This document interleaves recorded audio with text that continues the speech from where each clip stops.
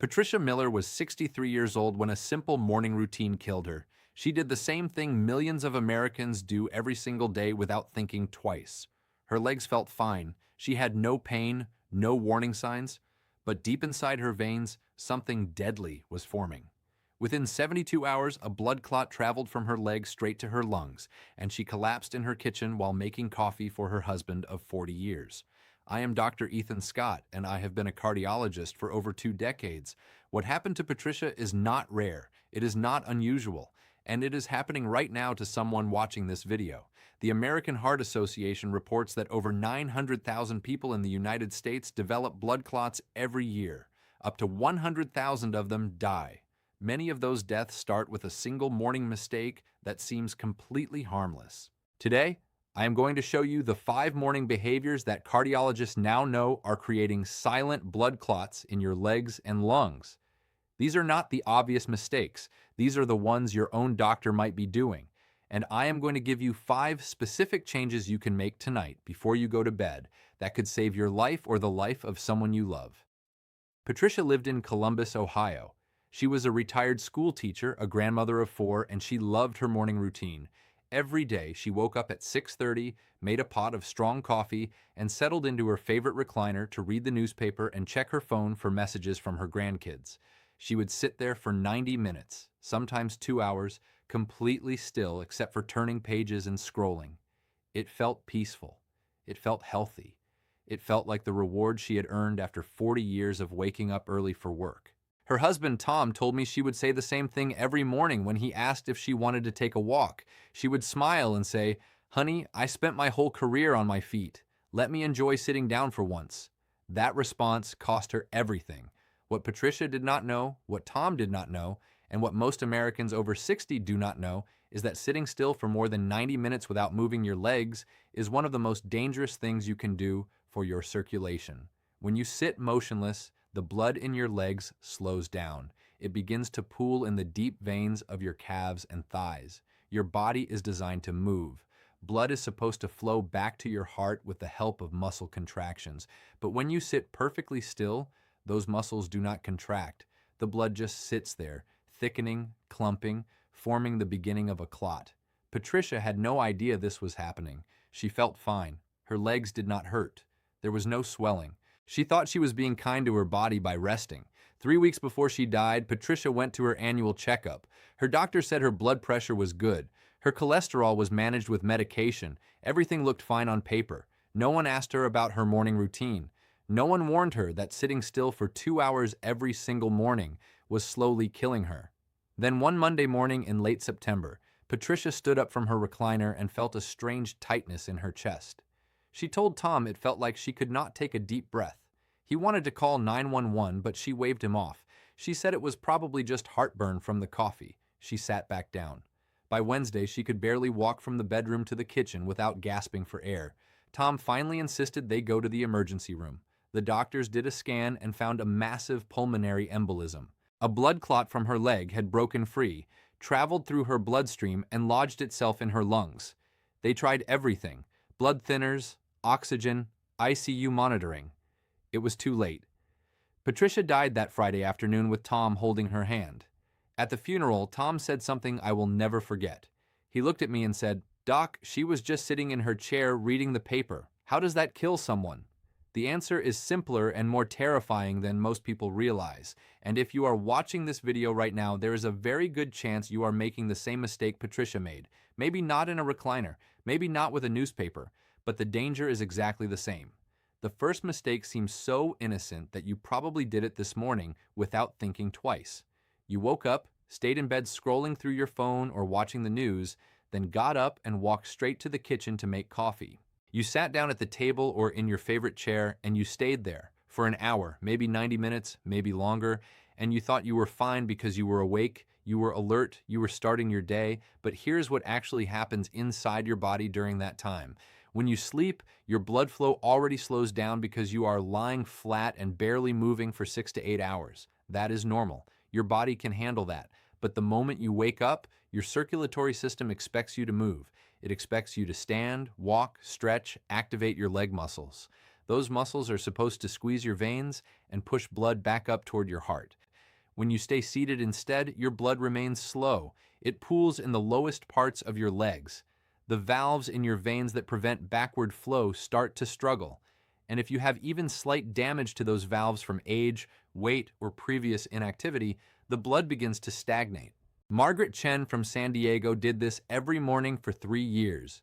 She was 67, lived alone, and loved her quiet mornings with tea and crossword puzzles. She would sit at her kitchen table from 6 in the morning until almost 8:30 without getting up once. She thought she was being productive. She thought mental exercise was just as important as physical exercise, and she was right about that. But she did not realize her legs were slowly forming the conditions for a clot. One morning, Margaret stood up and felt a cramp in her left calf. She assumed it was a muscle knot. She rubbed it, ignored it, and went about her day. 2 days later, that cramp turned into swelling. By the end of the week, her entire lower leg was red and hot to the touch. The clot had grown. It was now blocking a major vein. She went to the emergency room, and the doctors told her she was hours away from that clot breaking loose and traveling to her lungs. Margaret survived. But she told me later that she had no idea sitting still could be that dangerous. She said, "Dr. Scott, I thought sitting was resting. I thought I was taking care of myself. That is the lie your body tells you. Sitting feels safe, it feels comfortable, but after 90 minutes, it becomes a trap." The second mistake happens right after you sit down. You cross your legs, maybe you cross them at the knee, maybe at the ankle. It feels natural. It feels like good posture. Women especially have been taught for decades that crossing your legs is polite, elegant, professional. But when you cross your legs, you are compressing the veins behind your knee and in your thigh. You are physically squeezing the pathway that blood needs to travel back to your heart. Think of it like bending a garden hose. The water does not stop completely, but it slows down. It backs up. The pressure increases. And if you keep that hose bent for 30 minutes, 40 minutes, an hour, the water starts to pool right before the bend. That is exactly what happens in your veins when you cross your legs. Blood pools, flow decreases, clotting risk skyrockets. Denise Franklin was 59 and worked from home as a consultant. Every morning she sat at her desk with her legs crossed, answering emails and joining video calls. She did this for hours. She thought she was being productive and professional, but she started noticing that her right leg felt heavier than her left. She thought it was just fatigue. Then one afternoon, she looked down and saw that her right ankle was twice the size of her left. The ultrasound showed a deep vein thrombosis, a clot lodged in the deep veins of her thigh. The doctor asked her about her daily habits. When she described sitting with her legs crossed for 3 to 4 hours every morning, he shook his head. He told her that position alone was enough to cause the clot, especially combined with her age and the fact that she was on birth control for hormonal symptoms. Denise was lucky. The clot was caught early, but she had to spend 6 months on blood thinners, and she lived every single day terrified that the clot would move. She told me she had crossed her legs her entire adult life. No one ever told her it was dangerous. No one ever warned her that something so small could be so deadly. If you are sitting right now watching this video with your legs crossed, uncross them. Right now. Do not wait until the end. Your circulation cannot afford it. The third mistake is something almost every senior does, and it feels like the right choice. You wake up, you take your medications, and because you have been told to stay hydrated, you drink a big glass of water with your pills. But then you sit down and you do not drink anything else for the next 2 or 3 hours. You think one glass is enough? You think you are doing fine. But by mid-morning, your blood has already started to thicken. Dehydration is one of the most underestimated risk factors for blood clots, especially in people over 60. As you age, your sense of thirst decreases. You do not feel thirsty even when your body desperately needs water. And when you do not drink enough, your blood becomes more viscous. It becomes stickier, it flows slower, and slow, sticky blood clots faster. Robert Hayes from Tucson, Arizona was 61 and thought he was doing everything right. He took his blood pressure medication every morning with a full glass of water. He ate a healthy breakfast. He read the paper, but he would not drink anything else until lunch. He did not feel thirsty, so he assumed he was fine. One morning in July, Robert started feeling dizzy. His wife noticed he was confused and slurring his words. She thought he was having a stroke. The paramedics rushed him to the hospital. The scans showed he was severely dehydrated, and a clot had formed in one of the veins in his neck. The doctor said if his wife had waited even 30 minutes longer to call for help, the clot would have reached his brain. Robert told me later that he never imagined dehydration could cause a clot. He thought dehydration just made you feel tired or gave you a headache. He had no idea it could kill him. Your blood is 78% water. When you do not drink enough, that percentage drops. Your blood thickens. Your veins have to work harder to push it through. And if you combine that with sitting still and crossing your legs, you are creating the perfect environment for a clot to form. The fourth mistake is the one that shocks people the most because it seems healthy. You wake up, you have your coffee, and then you have another cup, maybe a third. You love the energy it gives you. You love the ritual. You think caffeine is harmless because it is legal, natural, and everyone drinks it. But here is what most people do not know. Caffeine is a diuretic. It makes you urinate more. And every time you urinate, you lose water. You lose fluid volume from your blood. And if you are not replacing that fluid, you are dehydrating yourself even faster. On top of that, caffeine raises your heart rate and increases your blood pressure temporarily. That might feel like energy, but it also makes your blood move faster through narrower vessels. If you already have sluggish circulation from sitting still, that combination creates turbulence, and turbulence in blood flow increases the risk of clotting. Linda Parsons from Nashville was 65 and drank 4 cups of coffee every single morning. She thought it was fine because she had been doing it for 30 years, but she started noticing swelling in her ankles. Her doctor ran tests and found early signs of a clot forming in her lower leg. When he asked about her habits, he immediately told her to cut her coffee intake in half and drink 2 glasses of water for every cup of coffee she consumed. Linda was stunned. She said, "Dr. Scott, coffee is just coffee. How can it cause a blood clot?" The answer is simple. Coffee does not directly cause clots, but it creates the conditions that allow clots to form more easily, especially when combined with other mistakes. The fifth mistake is the most dangerous because it is invisible. You wake up feeling fine, no pain, no swelling, no symptoms, so you assume everything is okay. You assume that if something was wrong, your body would tell you, but deep vein thrombosis, the kind of clot that killed Patricia Miller, does not always announce itself. It grows silently. It waits, and by the time you feel symptoms, it may already be too late. This is the mistake of ignoring subtle warning signs because they seem too small to matter. A slight heaviness in your leg, a faint ache that feels like a pulled muscle, a bit of swelling that you blame on eating too much salt. You tell yourself it is nothing. You tell yourself you are just getting older, and you sit back down in that chair. That is what James Cooper did. He was 68, a retired electrician from Phoenix, and he felt a dull ache in his right calf one morning. He thought it was from working in his garden the day before. He iced it. He elevated it. He sat in his recliner and waited for it to go away. It did not go away. 3 days later, he could barely walk. The clot had grown from his calf all the way up to his thigh. He spent 2 weeks in the hospital on blood thinners, and the doctors told him he was lucky the clot had not moved to his lungs. James told me he ignored the warning signs because he thought they were normal aging. He thought aches and pains were just part of being older. He did not realize that even mild leg symptoms after sitting for long periods are a red flag that should never be ignored. Now here is the good news. Every single one of those 5 mistakes can be reversed starting tonight. You do not need surgery. You do not need expensive medications. You do not need a gym membership. What you need is awareness and 5 simple changes that take less than 10 minutes a day. The first solution is called the morning movement rule.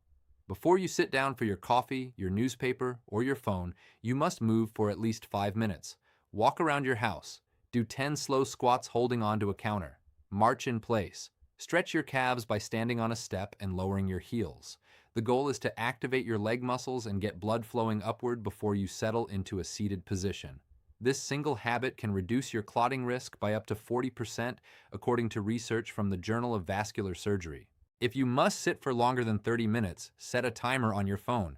Every 30 minutes, stand up and walk for 60 seconds. That is all it takes. 60 seconds of movement every half hour keeps your blood circulating and prevents pooling. The second solution is the uncrossed leg commitment. Train yourself to sit with both feet flat on the floor. If that feels awkward at first, use a small footstool to elevate your feet slightly. This keeps your veins open and uncompressed. If you catch yourself crossing your legs out of habit, immediately uncross them. It takes about 2 weeks to break the habit completely, but your circulation will improve within days. The third solution is the hydration protocol. Drink 1 full glass of water, 8 ounces, within 30 minutes of waking up. Then drink another glass mid-morning and another before lunch. Keep a water bottle on the table next to where you sit. Make it visible. Make it easy. If plain water feels boring, add a slice of lemon or a splash of cranberry juice. Your goal is at least 48 ounces of water before noon. This keeps your blood fluid, thin, and moving efficiently. The fourth solution is the coffee exchange. For every cup of coffee you drink, drink 1 full glass of water immediately afterward. If you normally have 3 cups of coffee, you will now drink 3 glasses of water to match. This neutralizes the diuretic effect and keeps you hydrated. And if possible, try replacing 1 cup of coffee with herbal tea or warm water with lemon. You will still get a warm morning ritual without the dehydration risk. The fifth solution is the symptom awareness checklist. Every morning before you sit down, do a quick body scan.